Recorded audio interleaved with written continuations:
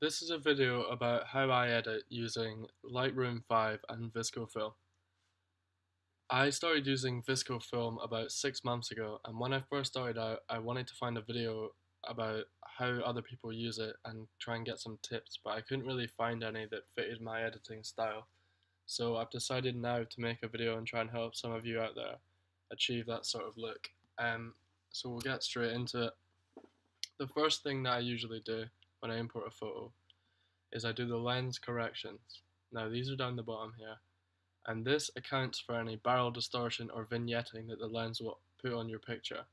So if you click enable profile corrections, you choose the make of lens that you were using.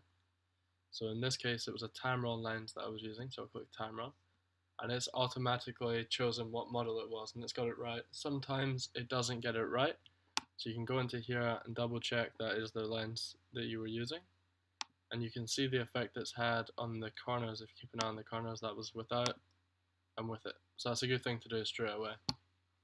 Next, you need to always make sure the exposure and the white balance is correct before you click a VSCO preset. Otherwise the preset won't take properly and it won't look as good as it should. So I'll up the exposure a little bit. You can look at the histogram, and the left hand side is the blacks and shadows, and the right hand side is the whites and highlights. So you want this to be a lot more even than this, because this is all peaking on the left and the far right. There's not much really in the middle. So by bringing up the exposure just a tad, you can see the histogram evening out a lot. And now that's probably about right. I'll go a little bit higher. There we go. The sky's a little bit blown out now, but we can fix that later. The histogram's looking a lot better.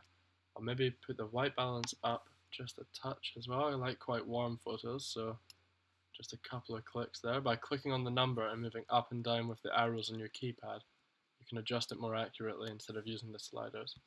And then the tint is the green on the left and the magenta on the right. So you can see if you move over to the right, you're getting more magenta. Move over to the left, you're getting more of the green. So I think that was probably about right where it was, but I'll move it slightly to the green. There we go. That looks good to me. So now from there, we'll choose our VSCO preset. Now I've got all the packs, but for this video, I think I'm just going to concentrate on VSCO Film 6. It's my favorite pack, and there's too much to do in one video, but I might make other videos in the future covering other packs if people would like that. So we'll go into pack 6, push-pull, and then Canon. So I'm using a Canon. Now my favorite presets are the portrait ones. I just like the warm tones and the colors that they give your photos. The 160s are my personal favorite. So as you move through them, as you drag down them, you can see the preview and the navigator changing. So you can have a little quick idea of what they're going to look like. Portrait 160 minus is really good. So you can see it's added a nice fade, the colours are coming out well, the sky is looking quite warm, the ground's good. Or if you want a bit more fade, you can go for one of the plus ones. That's a bit more contrasty as well, the 3 plus. So that's really faded. It just depends what sort of look you're going for. So obviously lows to choose from, but for this one, I think 160 minus is what I would go for. Yep, there we go, I'm happy with that. So that's me chosen there. So I'll close that down there to give picture full screen, get a better idea of what we're dealing with. Now the next thing I would do is the contrast bar. Now, I usually drag it to the left, which makes it less contrasty because I think it brings out more detail.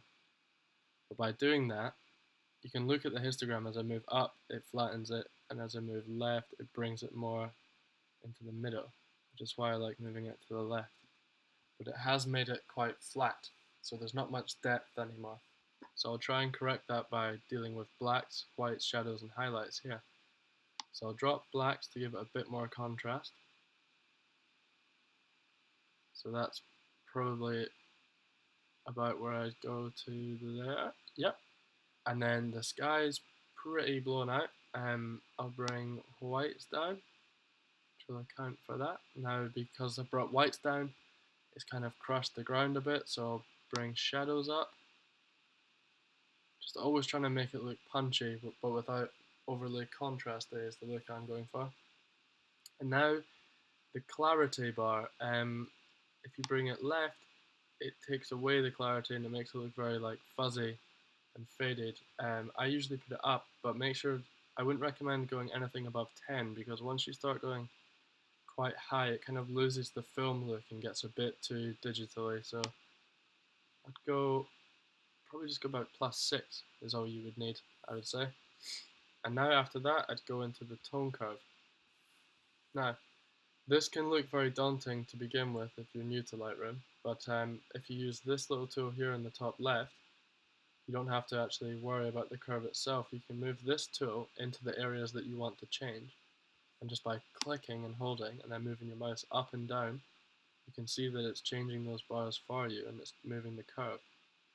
So I'll bring that down a little bit, click there, move up, brighten the sky up a little bit, so it's looking a bit more punchy now. Maybe drop the shadows a tiny bit. So that's looking good. So I'm happy with the tone curve. Not many adjustments made there really at all, but sometimes you need to use it a lot more than others, and sometimes if this photo was quite balanced already when I took it, so I'm not having to do too many adjustments. I'll go into the hue, saturation, and luminance. Now this is where you can really change colors and make them exactly how you want them. You've got the hue, so if you, again with the same tool as the tone curve, click on the color, move up and down, and you can see that's changing orange and yellow at the same time, which is what makes this tool really useful. So if you just do it with the bars, then you're only changing yellow and orange are staying the same, and it's not as effective.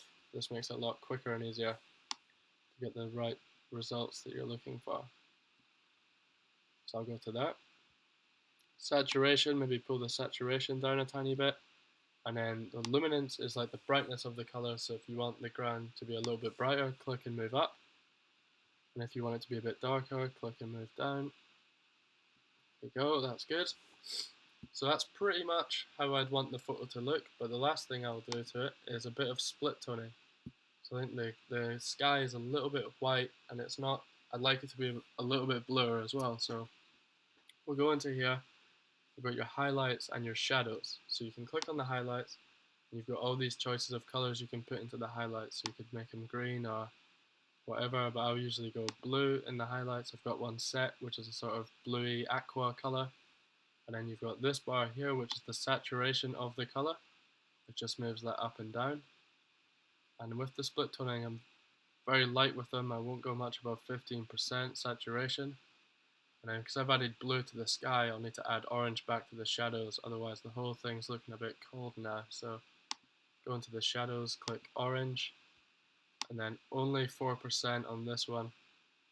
It's just enough to take the blue out of it, but I don't actually want to make it any more saturated. So that's what it looked like without the split tone and with the split tone.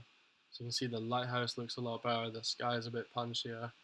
So without, and then with it. So it's a good thing to use, but just use it in moderation. Don't go too high on these, and it's quite simple actually if you just try and use it quite casually.